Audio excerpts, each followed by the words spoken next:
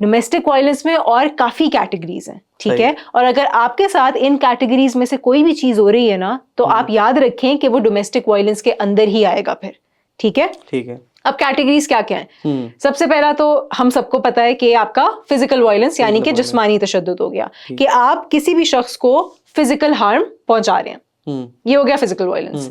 हमारे पास psychological violence यानी कि जहनी तशद्दुद, ये भी डोमेस्टिक वायलेंस के अंदर आता है। अब जहनी तशद्दुद का क्या मतलब है कि आप दूसरे बंदे को इमोशनली अब्यूज कर रहे हैं, आप थ्रेट्स दे रहे हैं, आप धमकियां दे रहे हैं, डरा धमका रहे हैं, खौफ पैदा कर रहे हैं, ये हो जाता है आपका साइकोलॉजिकल वायलेंस, ठीक है। और ये भी डोमेस्टिक वायलेंस है।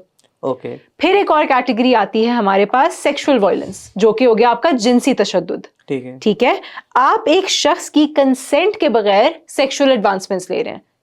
अब ये कंसेंट यहां पर बहुत जरूरी है, ठीक है ना। तो ये हो जाता है आपका जिनसी तशद्दुद।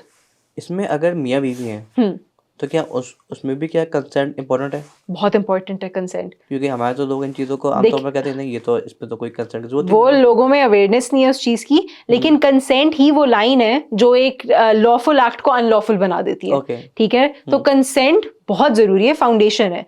अब ठीक है, इन केसेस में सबसे ज्यादा मसला ये आता है क्योंकि ज्यादातर इस तरह के जो केसेस होते हैं वो 4 दीवारी के अंदर होते हैं, ठीक है। तो ये होता है कि वो एक it's your word against mine, तो एविडेंस और प्रूफ का बड़ा मसला होता है। लेकिन कंसेंट बहुत जरूरी है, ठीक है। तो अगर कंसेंट नहीं होगी तो वो फिर आपका सेक्सुअल असॉल्ट या सेक्सुअल वायलेंस में चला जाएगा।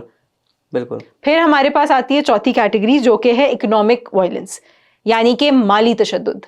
आप एक शख्स से उसकी फाइनेंशियल इंडिपेंडेंस छीन रहे हैं, ठीक है। पैसा उस शख्स का है, प्रॉपर्टी उस शख्स का है, लेकिन वो उसके फैसले खुद नहीं ले पा रहा, वो उसको इस्तेमाल खुद नहीं कर पा रहा, सही है।